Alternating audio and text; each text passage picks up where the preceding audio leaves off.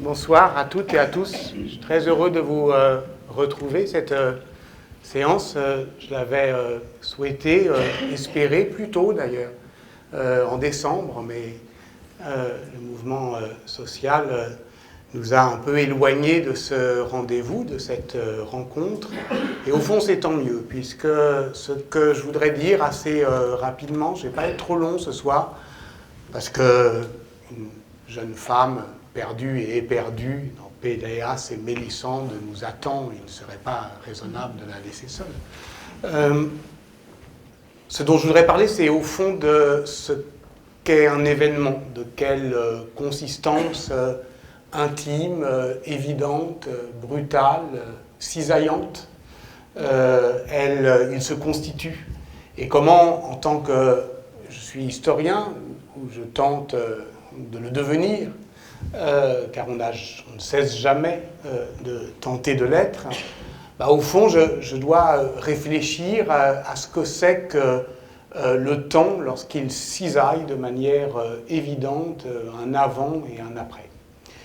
Et je me souviens très bien, c'était, je crois, le mercredi 6 novembre, je partais, je prenais un avion, c'était pour Barcelone, je crois, et j'avais entendu parler de ce qui s'était passé sur le net le lundi, c'est-à-dire le moment Adèle Haenel, le moment où Adèle Haenel avait parlé dans une émission de Mediapart devant Edoui Plenel et devant Marine Turki, qui avait fait un magnifique travail d'enquête de 6 mois qui mettait à jour les violences que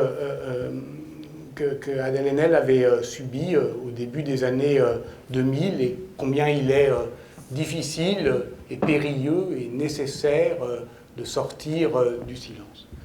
Et j'avais commencé à le regarder sur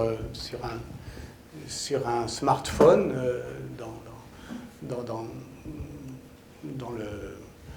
dans l'aéroport, et puis j'ai continué jusque dans l'avion, et j'étais absolument bouleversé, et éperdu à la fois d'émotion et d'admiration, qui est le sentiment que je préfère ressentir, l'admiration. L'admiration pour, au fond, ce courage et cette clarté. La manière dont Adèle Haenel énonçait avec courage et avec clarté, avec émotion, mais aussi avec maîtrise. Et de ce point de vue-là, effectivement, c'était peut-être un moment de cinéma ou de théâtre. En tout cas, assurément le moment d'une actrice qui avait beaucoup travaillé, beaucoup réfléchi pour justement scander ce qu'elle avait à dire avec tant d'émotion et tant de maîtrise. Et effectivement, nous sommes bien là, ensemble, pour savoir que ce n'est pas du tout, mais vraiment pas du tout contradictoire. Et le lendemain, d'ailleurs, dans Libération, un très bel article disait combien, au fond, cette scansion, elle revenait, elle avait dit, si vous l'écoutez, on ne va pas commencer par ça, on va terminer par elle, si vous voulez bien. Je vais parler un petit peu, je vais vous faire voir quelques images, quelques photos, quelques vidéos, et puis ensuite un petit extrait de ce moment Adèle Haenel, et puis il sera temps de se quitter. Si vous ne l'avez vu, je vous conseille de le voir, c'est toujours sur YouTube.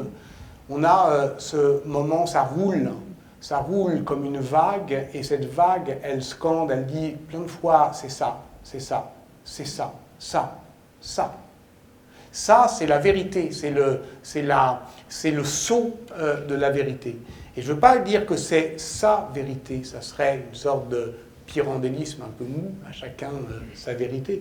Je veux dire, elle dit quelque chose d'elle, qu'elle réussit à sortir, et disant ce quelque chose d'elle, elle articule. C'est ça que j'ai trouvé extraordinairement puissant et nécessaire, une parole politique. Je me suis dit alors que c'est beau et surtout que c'est nécessaire, quelle politique il y a là-dedans. C'est, pour moi, ce moment Adèle Haenel, c'est ce que j'ai entendu de plus intimement et intensément et profondément politique depuis des années. C'est-à-dire cette idée que, au fond, la révolution des femmes libère tout le monde et doit libérer tout le monde, pourvu évidemment que chacune et chacun veuille bien ouvrir les yeux et les oreilles. À ce moment-là, tenez, regardez, on peut regarder une première photo. Ça, je l'ai prise il y a quelques jours, littéralement au pied de chez moi. L'affaire Polanski, elle suit immédiatement le moment Adèle Haenel. C'est dès le 9 novembre. On commence dans les journaux à en parler. J'ai étudié ce moment Adèle Haenel avec mon ami Emmanuel Laurentin, qui a fait travailler des étudiants de journalisme sur la construction de cet événement, comment certains journaux vont immédiatement s'en emparer, comment et justement alimenter le débat, comment d'autres vont résister pour différentes raisons, qui ont toute affaire à la propre histoire de ces journaux avec cette question, la question de la violence faite aux femmes, faite aux enfants. Pour un journal comme Libération, c'est difficile. Pour un journal comme les Inrocks, c'est très difficile. Bon, voilà.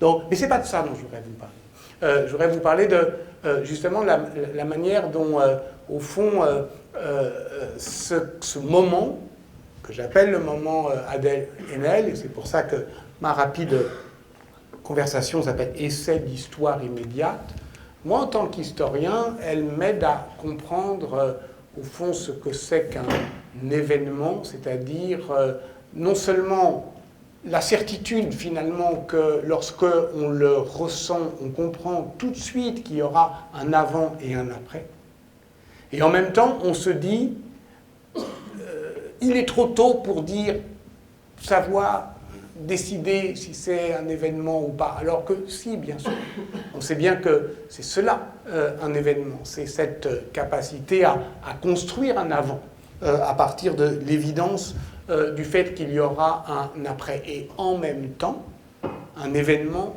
est ce qui advient de ce qui est advenu. C'est-à-dire que son caractère d'événementialité, il se construit sur la durée.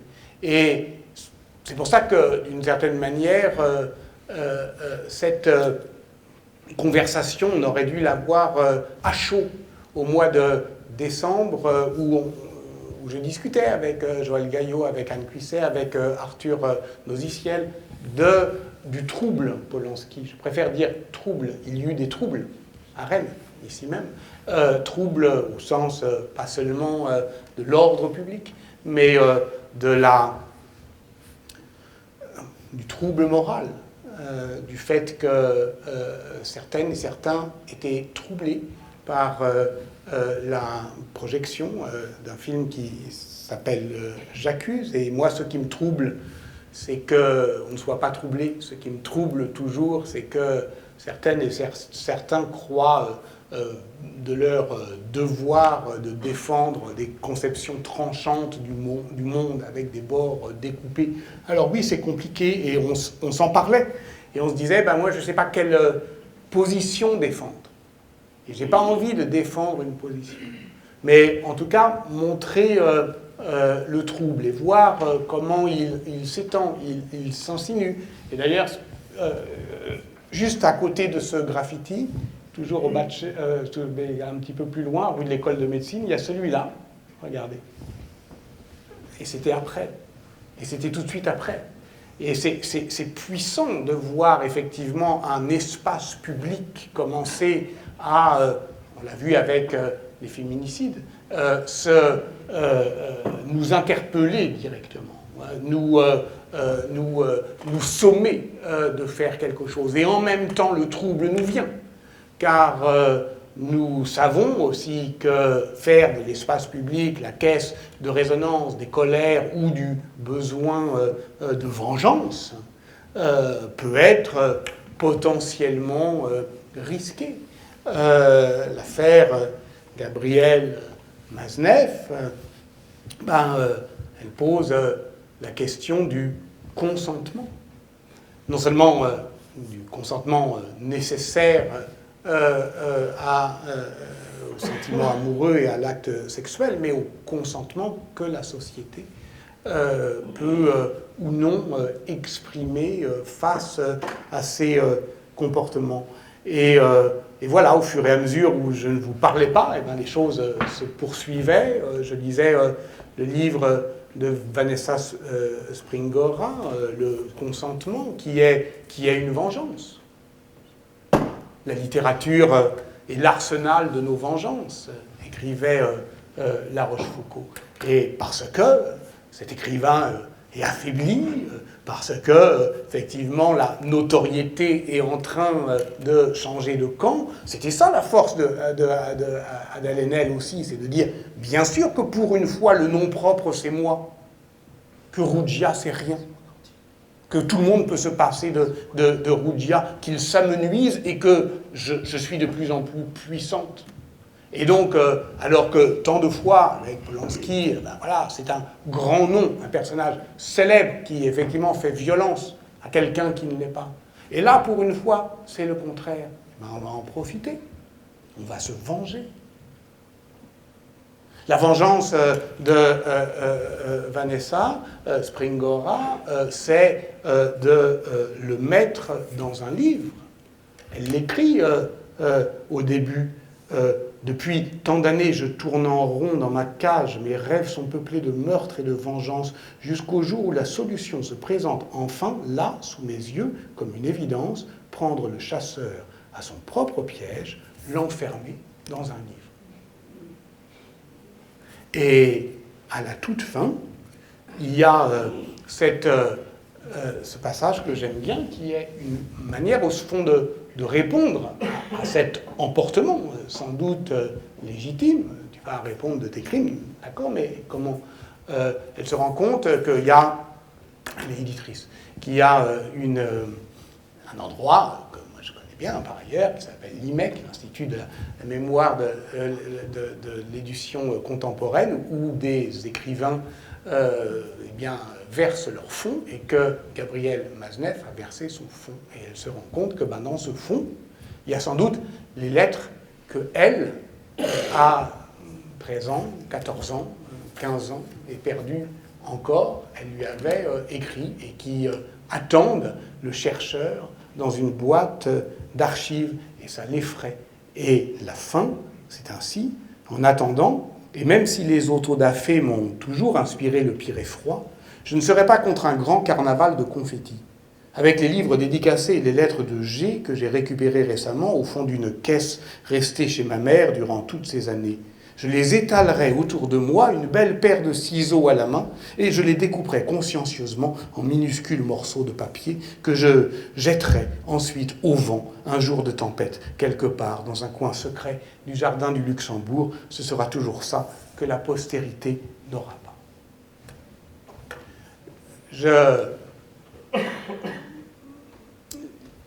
C'est pas le ciseau de la censure, parce que le ciseau de la censure, regardez ce que ça peut donner. Ça peut donner effectivement une atteinte à la fictionnalité de l'œuvre d'art. Alors ça, c'est une affaire célèbre, vous vous en souvenez peut-être plus, c'est en 2002, un roman de Nicolas Jones Gorlin qui s'appelait Rose Bonbon, qui mettait en scène un pédophile, c'était le monologue d'un pédophile, et ce livre a été attaqué par une association de soutien et de défense de l'enfance en danger, et il a été donc menacé d'une censure préventive, et finalement, c'était en 2002, le ministre de la Culture de l'époque, Jean-Jacques Ayagon, a décidé de ne pas le censurer et de le vendre que de le laisser en vente libre, mais sous blister, avec cet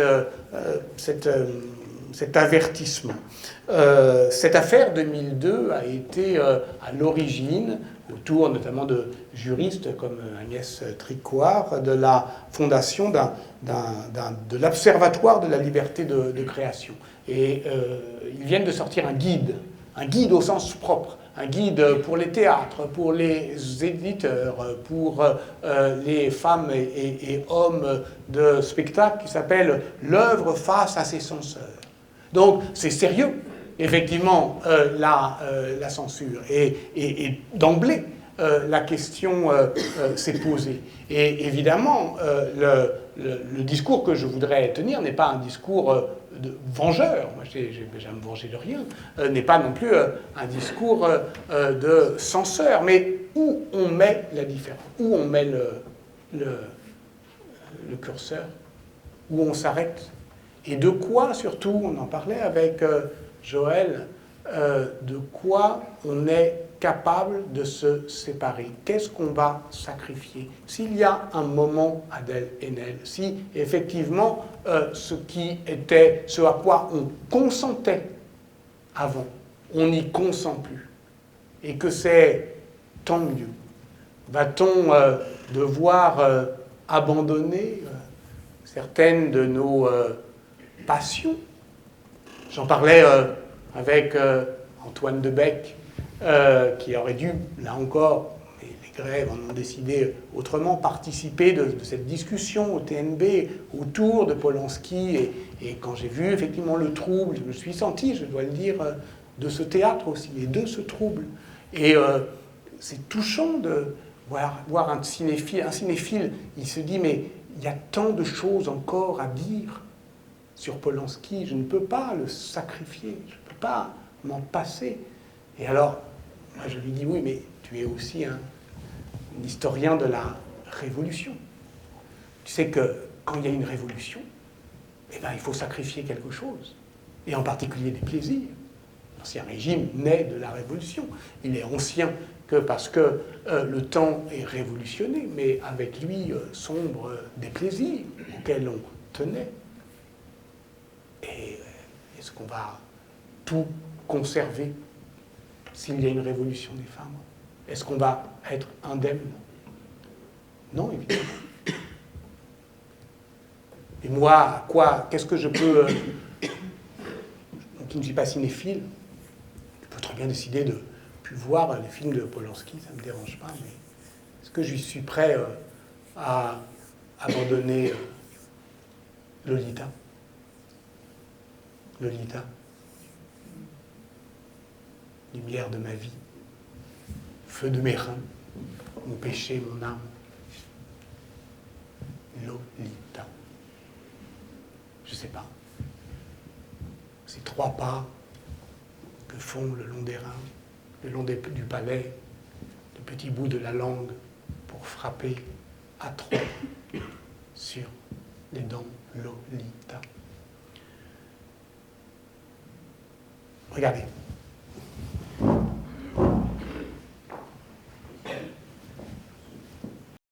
Oui, enfin, moi je pense quand même qu'on ne peut pas être aussi polyglotte sans être un peu roublard,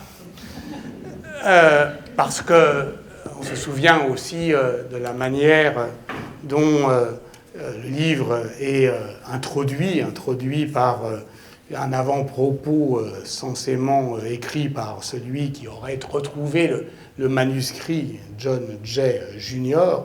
Il se termine comme ça: Lolita devrait nous inviter tous, parents, travailleurs sociaux, éducateurs, à redoubler d'efforts et à faire preuve de vigilance et de sagacité afin d'élever une génération meilleure dans un monde plus sûr.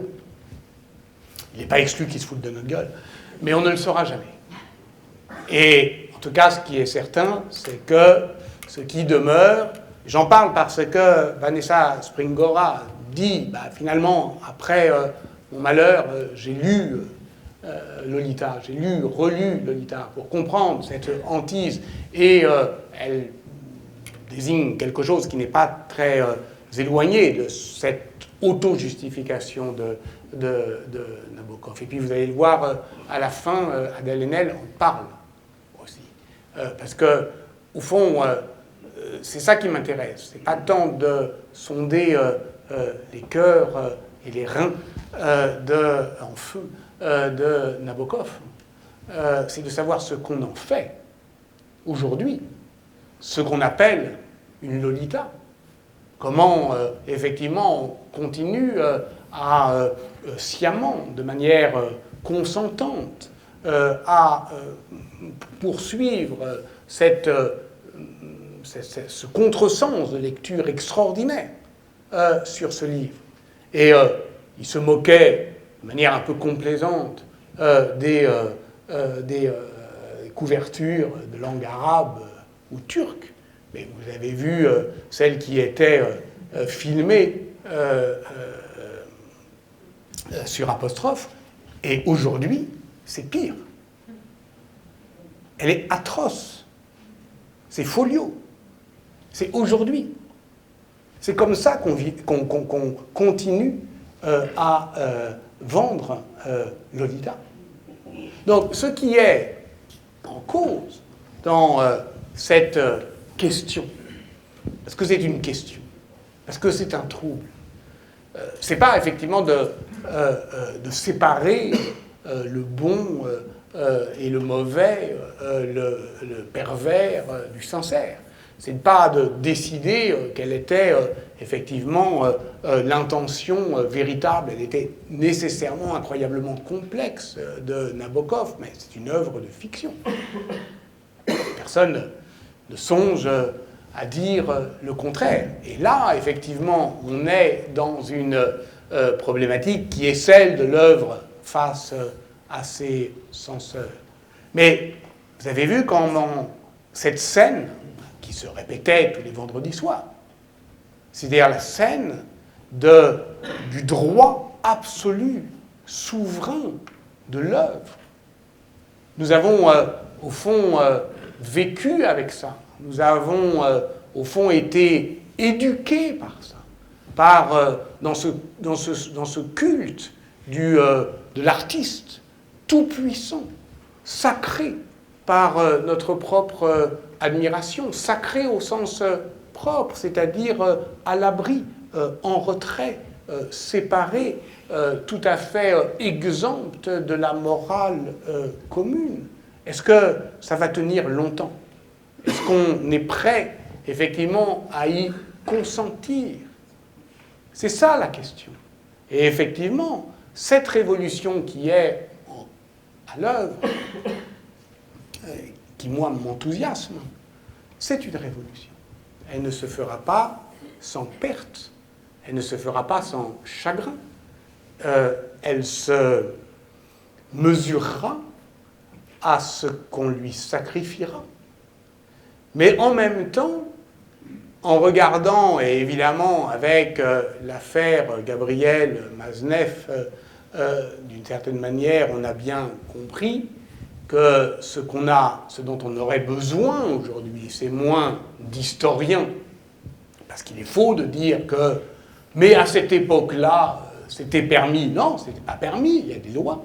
Mais à cette époque-là, ça ne choquait personne. Non, c'est pas vrai. Les lettres, les pétitions de soutien à Gabriel Maznev, écrites par lui-même, d'ailleurs, effectivement, elles ont été signées par des intellectuels de renom, mais pas tous.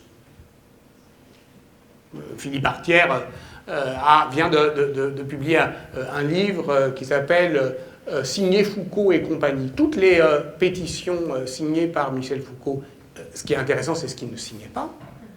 Ça, il ne l'a pas signé. Donc, ce que je disais, c'est que cette question n'est pas une question historique, c'est une question sociologique. C'est-à-dire, nous aurions besoin aujourd'hui d'une sociologie de ce que Chloé Delhomme appelle la République bananière des lettres. Et c'est ça, effectivement, qui nous a littéralement explosé à la gueule avec l'affaire Maznev.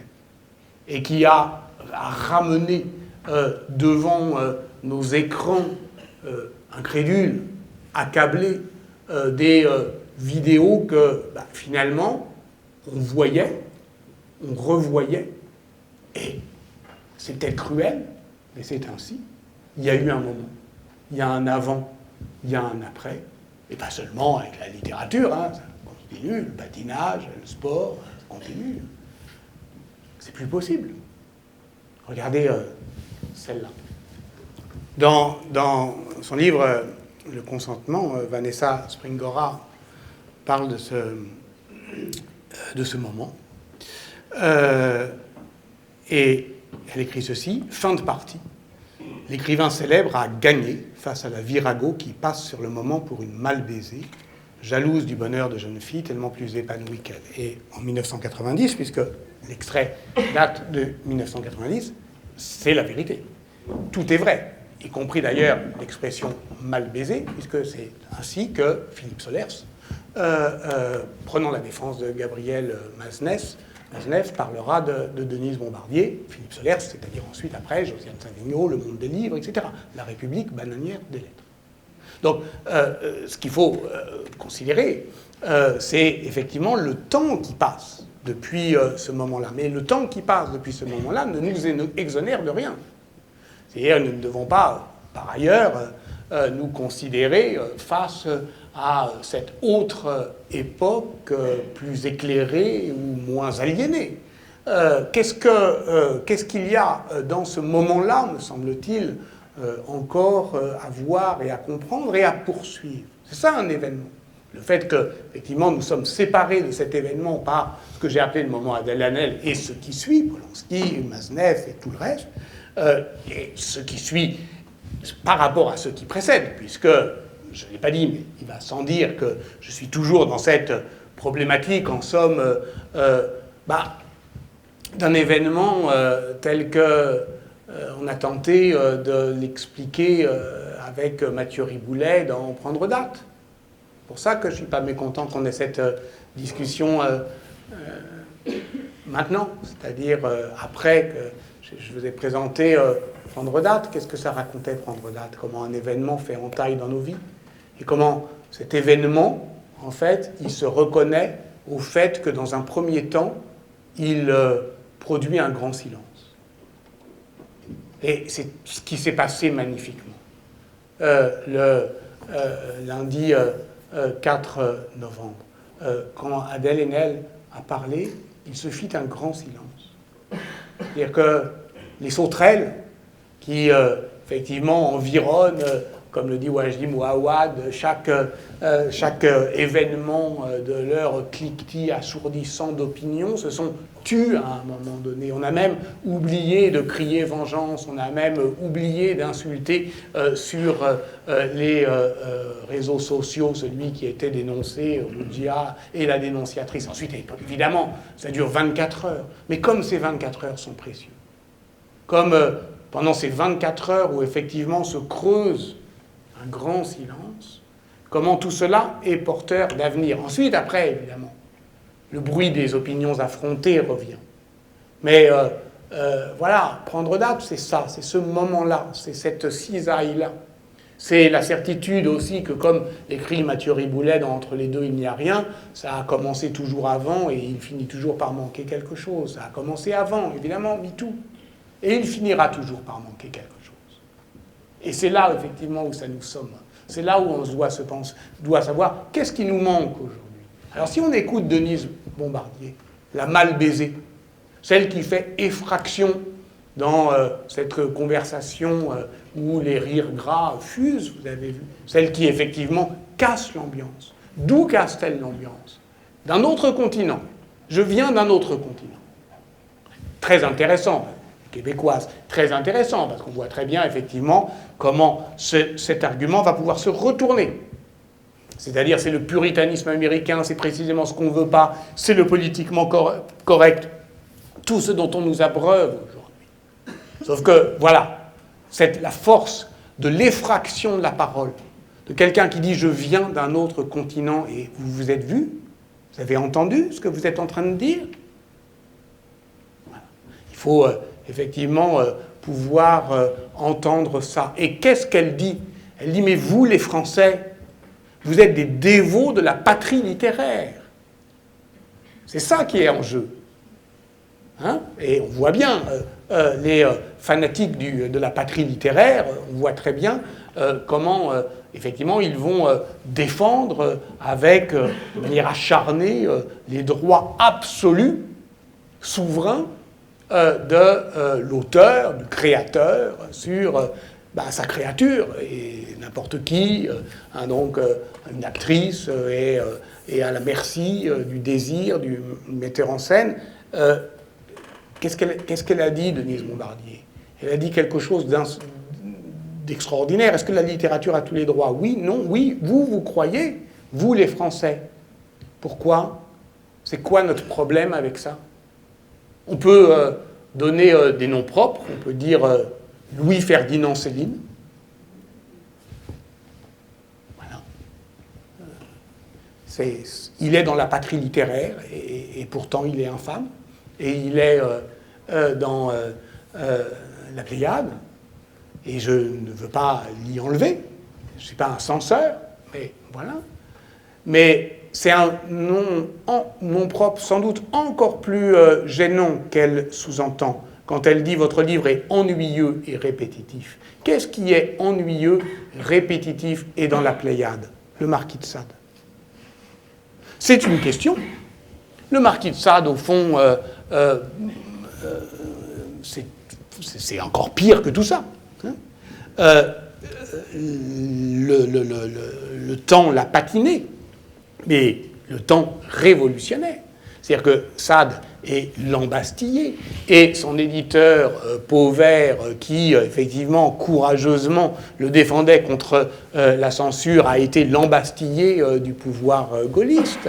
Mais si on lit Antoine Lilti, par exemple, que j'avais fait venir parler de Rousseau il y a 2 ans, ici, au fond, eh bien on comprend très bien que Sade nous met en demeure de comprendre ce que c'est que la liberté et ses limites, et la République, et sa portée, et la philosophie des Lumières, et ses ombres, puisque nous sommes persuadés d'être la patrie des Lumières, et nous faisons la leçon au monde entier au nom de ceux, les philosophes des Lumières, qui ont critiqué tous les pouvoirs, absolument tous, sauf un, le leur, le pouvoir des intellectuels. Et tout ça, c'est quand même lié au pouvoir exorbitant de ceux qui prétendent, au fond, parler au nom des autres, créer pour les autres. Je ne veux pas dire qu'il faut les faire taire, mais qu'eux-mêmes s'interrogent sur la violence de leur dire. Quelle incroyable arrogance de faire ce que je suis en train de faire, de parler devant des gens qui se taisent. On ne peut pas accepter, au fond, d'en jouir. On peut le faire, mais en s'en inquiétant. Et c'est ce que j'appelle le trouble. Et je crois que voilà ce que je voulais vous dire.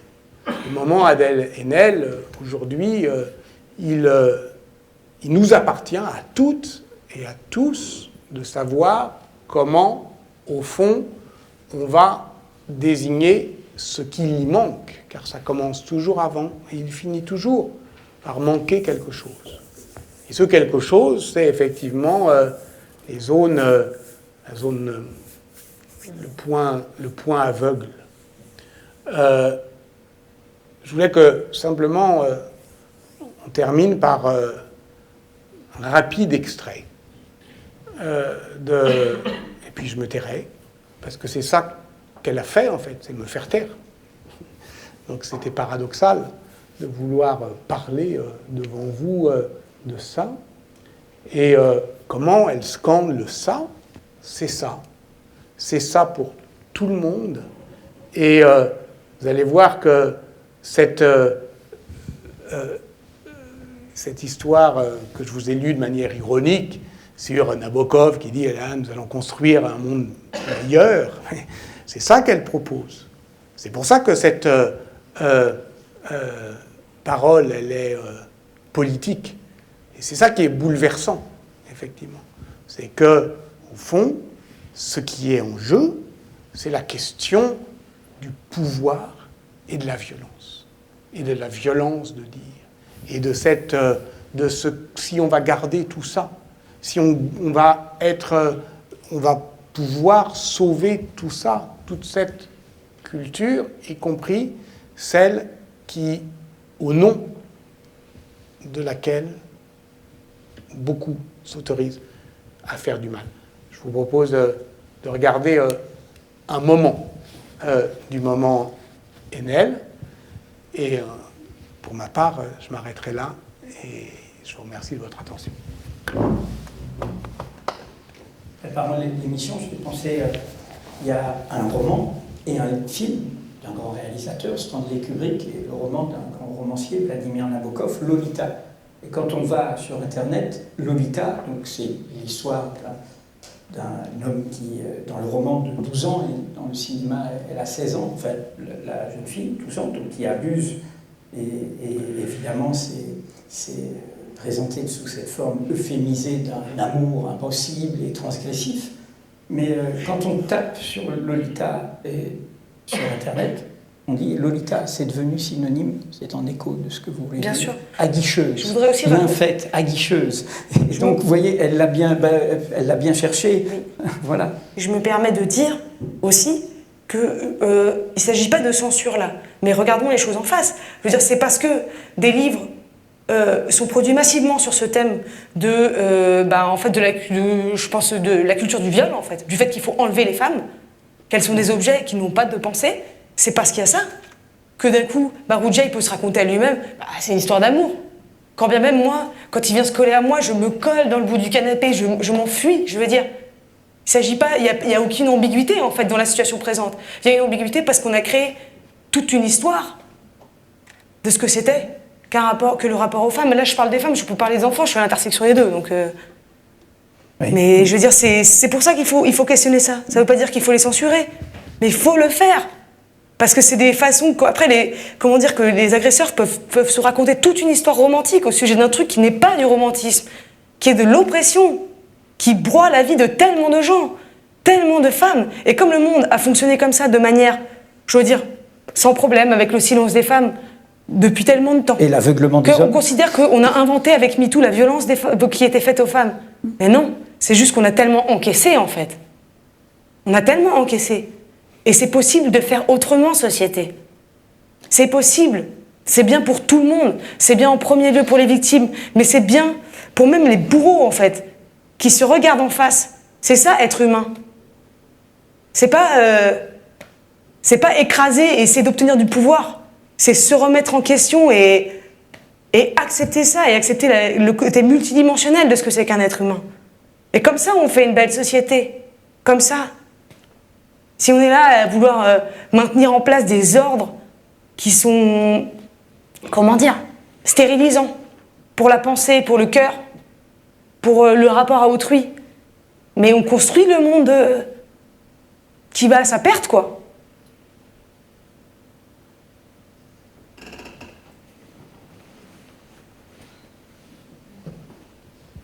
Merci. Bonne soirée.